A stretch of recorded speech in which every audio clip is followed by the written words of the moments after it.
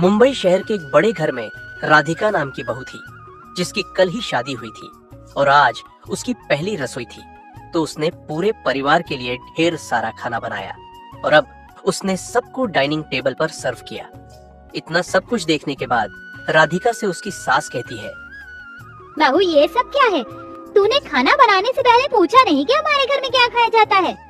नहीं माँ जी, मैंने तो ऐसे ही अपने अंदाजे से खाना बना दिया। वैसे माँ मैंने सब अच्छा ही बनाया है, आप खाकर देखिए। बस कुछ नहीं सुनूंगी अब मैं। तुझे अभी घर आए 24 घंटे नहीं हुए और तूने हमारे ऊपर अपनी अपनी चलाना शुरू कर दिया। किसी से पूछकर तो खाना बनाना चाहिए था ना। ये क्या कि ससुराल में पहले ही दिन समझदारी दिखाओ। अपनी सास शकुंतला की बात सुनकर बेचारी बहू की आंखों में आंसू आ जाते हैं। उसकी कल ही नई नई शादी हुई थी। उसने सबको इम्प्रेस करने के लिए कितना कुछ बनाया था, पर उसका कोई फायदा नहीं हुआ। मेरे घर में सभी को बस कढ़ी चावल खाने पसंद है, सिर्फ और सिर्फ कढ़ी चावल। आज भी तुझे वही बनाने थे, लेकिन तूने समझदार बनकर क्या क्या अला बला हमारे आगे रख दिया। अब जा और कढ़ी चावल बना कर ला, इसे कोई नहीं खाएगा। जी मानसी बहू, जा तू इसके पीछे पीछे जा और बताना इसे कि कितनी कढ़ी और कितने चावल बनेंगे। जी माँ। चलो राधिका। अब बेचारी बहू को ना चाहते हुए भी दोबारा रसोई में जाकर सबके लिए खाना बनाना पड़ रहा था।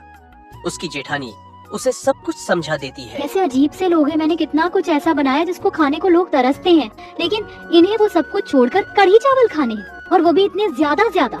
जो भी है, मैं तो अपने बनाए हुए पकवान ही खाऊंगी, ये लोग खाते रहेंगे कढ़ी चावल। राधिका अब सबके लिए दोबारा से खाना तैयार कर लेती है और उसे सबको खिलाती है, जिसके बाद उसे अपनी पहली रसोई का नेक मिलता है। अब इसी तरह रोज एक सप्ताह बीत चुका था। उसे बस दोनों टाइम कढ़ी चावल ही बनाने पड़ रहे थे। हे भगवान, जिस दिन से इस घर में आई हूँ बस रोज रोज कढ़ी चावल ही बनाए जा रही हूँ। मैं तो थक गई हूँ ये काम कर करके। मर गई रे, कितना गरम तेल है। बेचारी का गरम तेल में हाथ चल गया, जिसके बाद उसकी आवाज सुनकर जेठानी रसोई में आती है और कहती है, क्या हुआ राधिका, क्यों चिल्ला रही थी? अभी मेरा हाथ जल गया, तेल उड़कर आ गया। चलो शुक्र है हाथ जला। क्या मतलब है कि शुक्र है? मुझे लगा कि कढ़ी में कोई कमी हो गई। अगर कढ़ी खराब हो जाती तो प्रॉब्लम हो जाती ना। हम लोग वक्त से स्वादिष्ट कढ़ी चावल नहीं खा पाते, इसीलिए। अच्छा वो सब छोड़ो, ध्यान से खाना बनाओ। खाने में कोई कमी नहीं होनी चाहिए। और हाँ, मैं तुम्हें ये दूध देने आई थी, रात को इसी दूध में दही बनाना।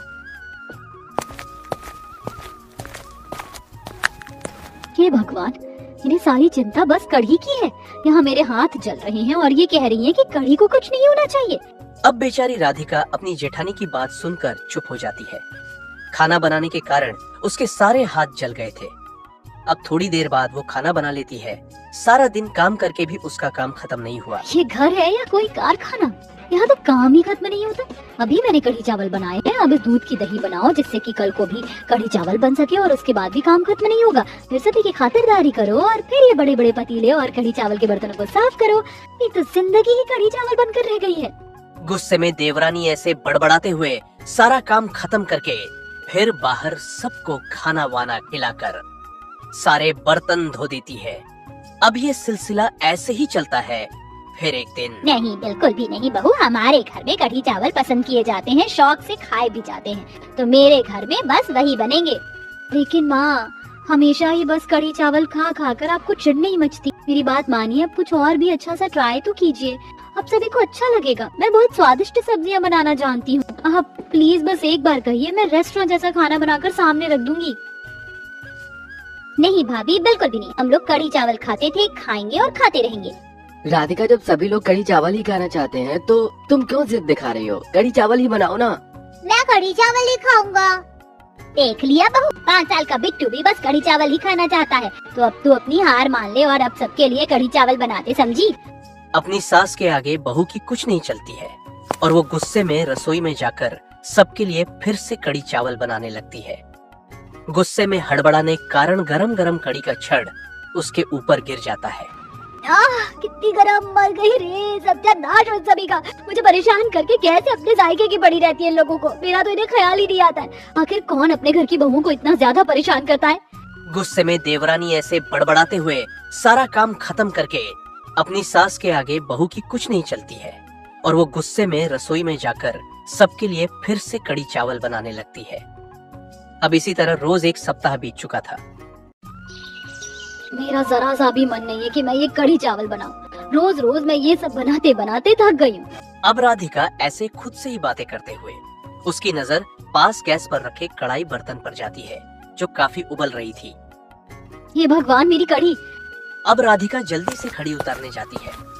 कढ़ी का बर्तन गर्म था। जैसे ही उतारने लगी तो सारी कढ़ी उस पर ही गिर गए और उसके हाथ जल गए।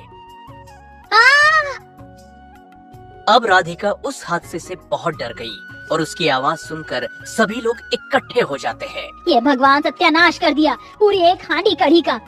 माँ, देखने से तो ये कढ़ी बहुत ही स्वादिष्ट लग रही है, लेकिन अब हम इसे कैसे खाएंगे?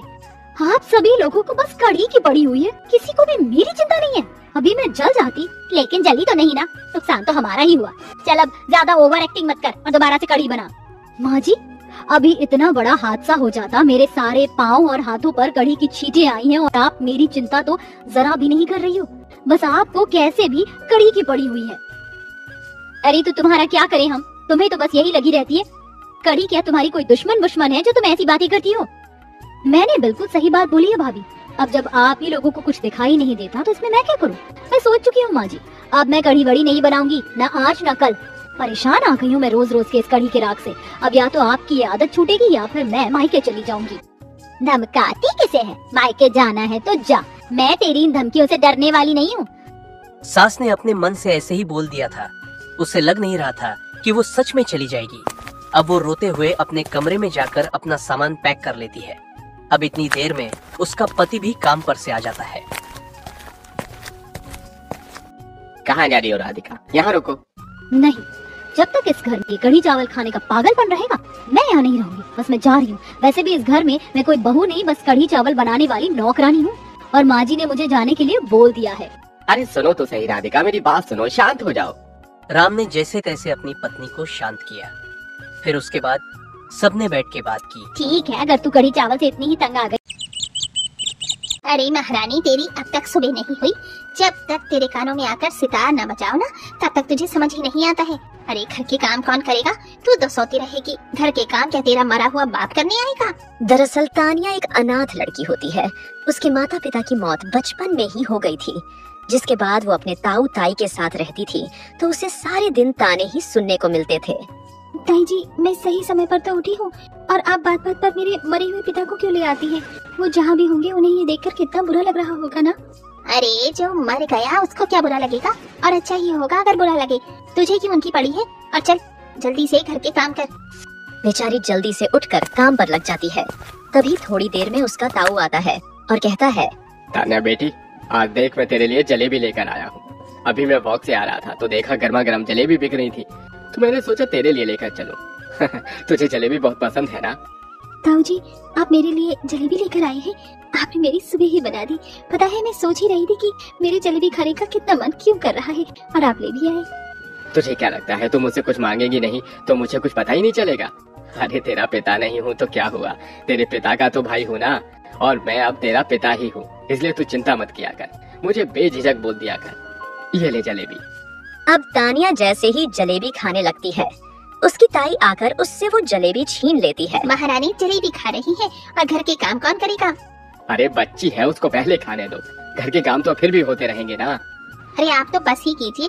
एक तो इसके माँ बाप मर गए और इसे हमारे पीछे छोड़ गए, ऊपर से आप इसको जलेबी खिला रहे हो। इसका खर्चा हम उठा रहे हैं, वो क्या कम है? अब इसके नखरे भी हमें उठाए। हम कहाँ नखरे उठा रहे हैं, और कभी कभी कुछ कर देने में क्या ही बुराई होती है। आप तो रहने ही दीजिए।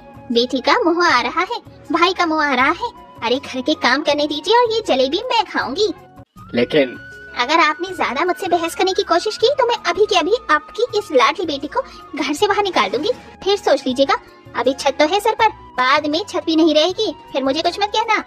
ये सब सुनकर मुकेश को काफी बुरा लगता है। उसके बाद वो बेचारी अपने कमरे में जाकर बहुत रोने लगती है। काश मेरे माँ बाप भी होते तो मुझे किसी से इतना सुनना नहीं पड़ता। ताऊ जी मेरे लिए कितना भी करने की कोशिश करे, लेकिन ताई जी के आगे वो भी कमजोर पड़ जाते हैं। भगवान, आपने क्यों मुझे अनाथ बनाया? इस दुनिया में अनाथ बच्चों का कोई नहीं होता। ये सब सोचकर वो बेचारी बहुत दुखी होती है, क्योंकि अनाथ होने के कारण हमेशा से ही ताने आ रही थी। ऐसे ही एक रोज उसकी पड़ोस की आंटी तानिया से कहती है, ये क्या है? तू अपना घर का कचरा मेरे घर के आगे कैसे फेंक जाती है? नहीं नहीं आंटी जी, मैंने कुछ नहीं किया, ये किसी और का है। हाँ, मुझे पागल बना रही है ना? किसी और का कैसे हो सकता है? तू ही है। रुक, मैं तुझे बताती हूँ। अब पड़ोसन एक डंडा लेकर उसे मारने लगती है। तभी उसकी ताई वहाँ पर आती है। अरे क्या हुआ, क्यों मार रही है तानिया को? तुम तो इसे कुछ समझती नहीं हो। अरे अपना घर साफ करने के बाद कूड़ा कचरा मेरे घर के बाहर फेंक देती है। अब तुम ही बताओ मैं क्या करूं? फिर तो 2-4 और थप्पड़ मेरी तरफ से भी लगाना। पता नहीं खुद को क्या समझती है। ताई जी, आप तो मेरी बात का यकीन करो, मैंने सच में कुछ नहीं किया है। अब कुछ समय बाद मुकेश उसके लिए एक रिश्ता देखता है। इतना अच्छा रिश्ता, और वो भी इस अनाथ के लिए? नहीं नहीं, ये शादी तो मैं नहीं होने दूंगी। तुमने अब शादी के लिए मना किया तो देख लेना, मुझसे बुरा कोई नहीं होगा। वैसे भी उस बेचारी बच्ची ने कितना कुछ झेला है। अरे अब शादी हो जाएगी, अपने ससुराल चली जाएगी, तो उससे भी तुम्हें दिक्कत है। अरे तुम्हें तो खुश होना चाहिए ना। नहीं, मैं खुश नहीं हूँ, और ये शादी भी नहीं होगी। ठीक है, अगर इस शादी के लिए तुम मना कर रही हो तो मैं अपनी बच्ची की शादी कहीं और जाकर करवाऊंगा, और उसके बाद मैं घर में कभी नहीं आऊंगा। अब अपने पति मुकेश की बात उसे ना चाहते हुए भी माननी पड़ती है, जिसके कुछ समय बाद तानिया की शादी हो जाती है। और अब वो शादी करके अपने ससुराल चली जाती है, जहाँ उसकी सास ममता उससे कहती है, बहू, ये तेरा ससुराल है, ये तेरी छोटी ननद प्रिया।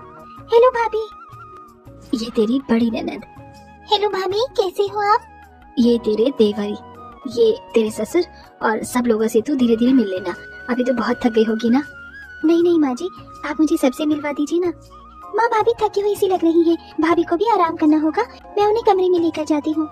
बेचारी वो अनाथ बहू एक परिवार से आई थी, जहाँ उसे बस ताने ही सुनने को मिले थे, इसलिए वो डर रही थी। भगवान, मेरी शादी तो हो गई है, लेकिन मुझे यहाँ पर कोई गलती मत करवाना कि सब लोग मुझसे परेशान हो जाए। वैसे भी आपने हर किसी को मुझसे दूर ही कर दिया। तानिया की सवेरे काफी लेट आंख खुलती है, तो सामने उसकी सास होती है, तो उसे देख घबरा जाती है। माँ जी, माफ करना, पता नहीं कैसे आंख नहीं खुली, मुझसे बहुत बड़ी गलती हो गई। शादी के पहले ही दिन में इतनी लेट उठी, माफ कर दो माँ जी। मैं अभी सबके लिए खाना बनाती हूँ और फिर घर की सफाई करती हूँ। अरे बहू, इतनी माफी क्यों मांग रही और इतनी डर क्यों गई?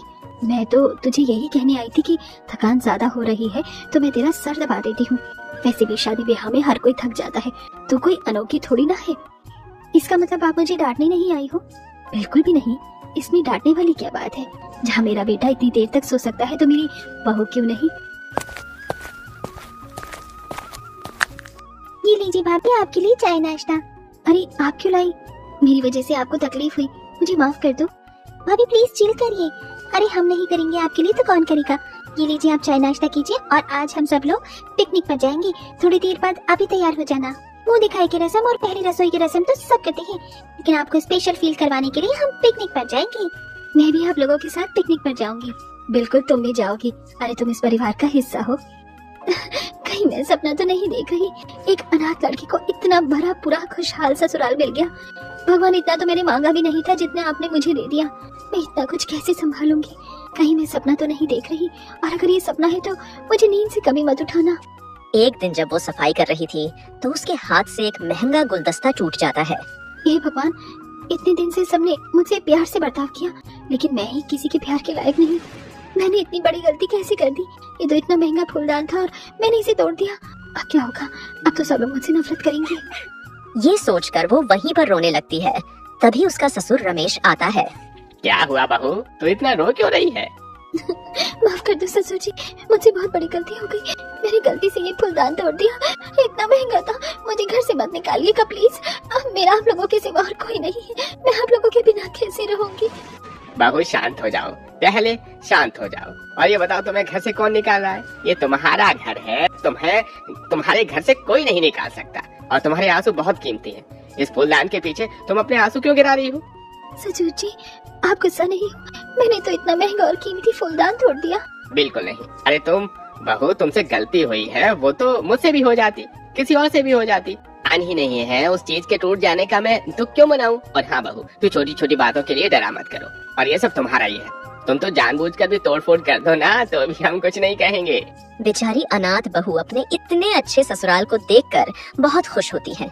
अब ऐसे ही कुछ समय बीत जाता है और उसका ताऊ मुकेश उससे मिलने आता है। ताऊ जी, मैं अनाथ हूँ, मुझे कभी इतनी खुशी मिली ही नहीं।